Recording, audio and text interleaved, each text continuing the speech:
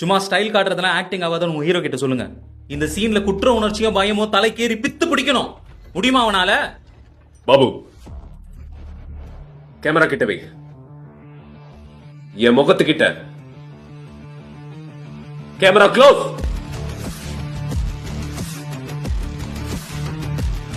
Role camera action.